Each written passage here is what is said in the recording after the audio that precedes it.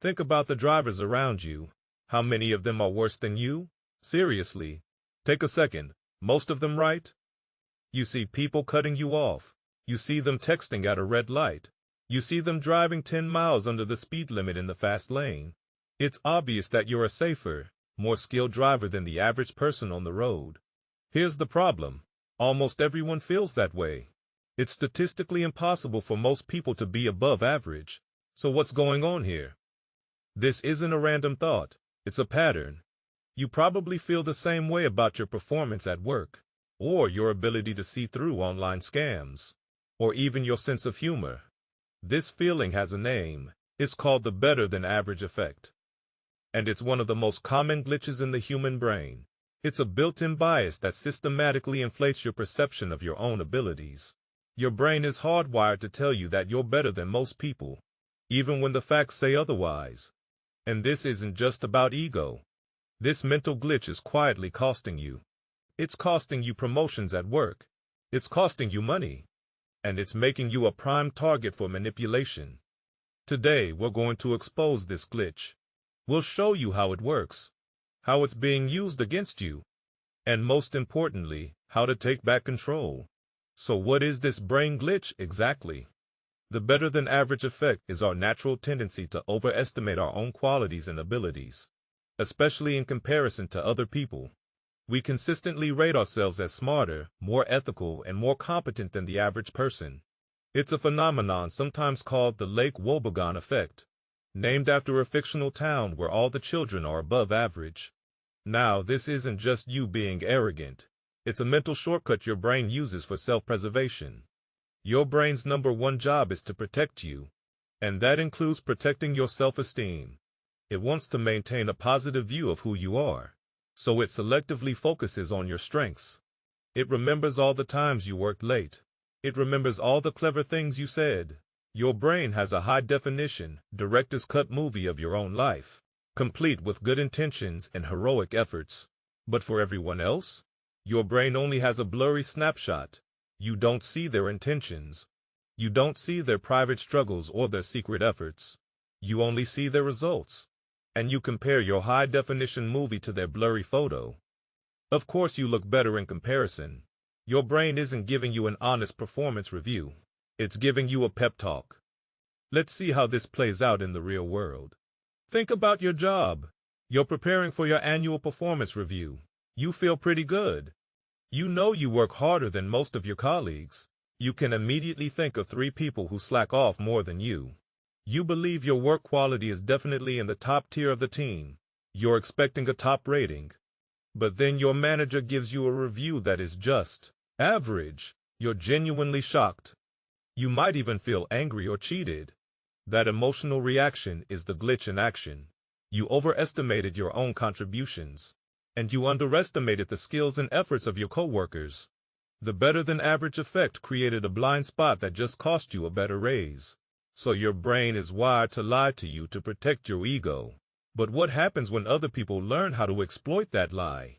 That's where this glitch goes from being a simple blind spot to a serious liability. It's bad enough that our own brain is wired against us. But it gets worse. This predictable glitch in your thinking is being actively used against you. Marketers, advertisers, and social media companies know you want to feel special. They know you want to feel better than average.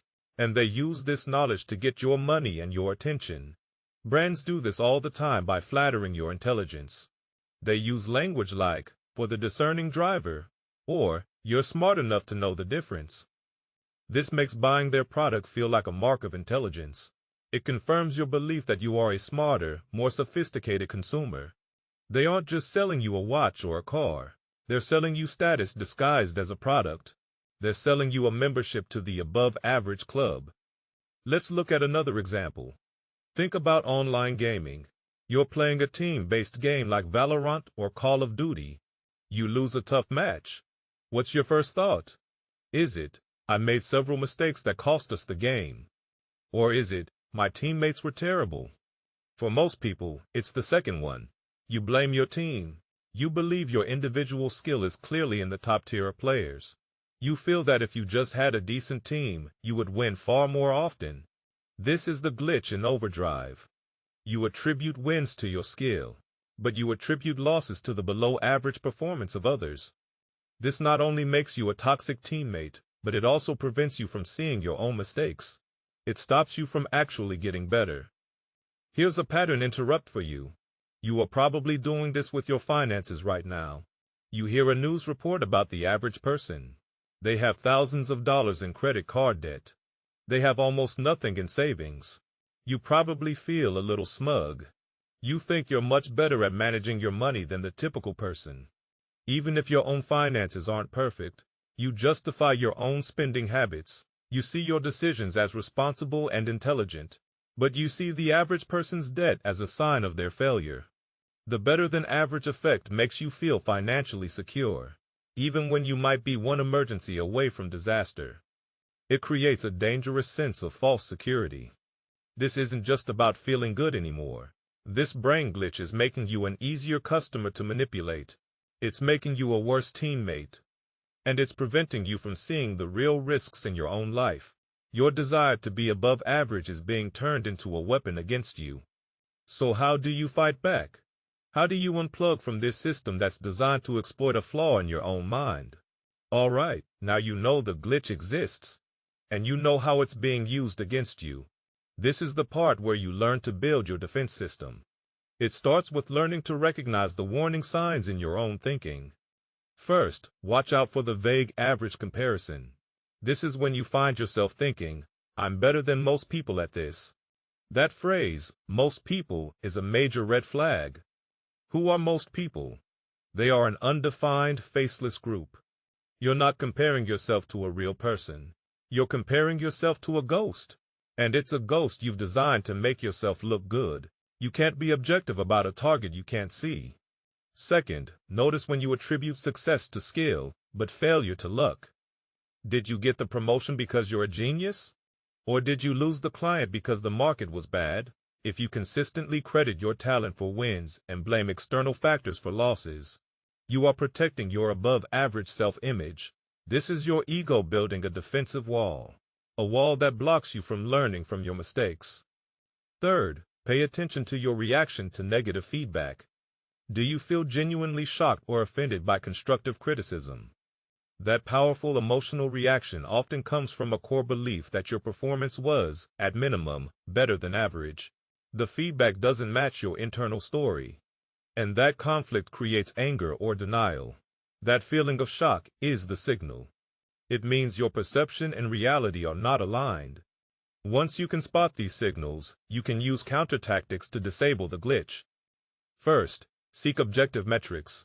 Don't ask, am I a good leader? That's subjective. Instead ask, what was my team's turnover rate this year? Don't ask, am I a good driver? Ask, how many times did I get honked at this week? Concrete data is the enemy of vague feelings. It forces you to confront reality, not your preferred story. Second, define your comparison group. If you must compare yourself to others, make it specific. Don't compare yourself to the average gamer. Compare your stats directly to the player who beat you in the last match. What did they do differently? This shifts your brain from making a lazy, self-serving comparison to conducting a real, useful analysis. Finally, the most powerful tactic: practice the fa pre-mortem. Before you start a big project, imagine it has already failed. Now, make a list of all the possible reasons why it failed. This forces you to consider your own potential weaknesses. It makes you think about your own shortcomings before your ego gets invested. It pierces the better-than-average bubble before you even begin. This all leads to one crucial mindset reframe. The goal isn't to be better than average. The goal is to be better than you were yesterday. This shift changes everything. It turns life from a competition against a flawed concept into a journey of personal growth. So let's recap. Your brain has a glitch called the better-than-average effect. It's a self-defense mechanism that inflates your ego by telling you you're better than most people. But this glitch is being exploited to sell you things, and it's preventing you from seeing your own flaws and improving. But now you know the code, you can spot the signals, and you have the tactics to fight back. True confidence isn't believing you're better than everyone else. It's believing you don't have to be. Stop trying to be better than average. Start trying to be better than you were yesterday. If you think this bias causes problems, it's nothing compared to the glitch that actively destroys friendships and relationships. In the next video, we are tackling the brain glitch that ruins your relationships. It's called the fundamental attribution error. You won't want to miss it. To make sure you catch that video and keep upgrading your mental software, hit the subscribe button. Thanks for watching.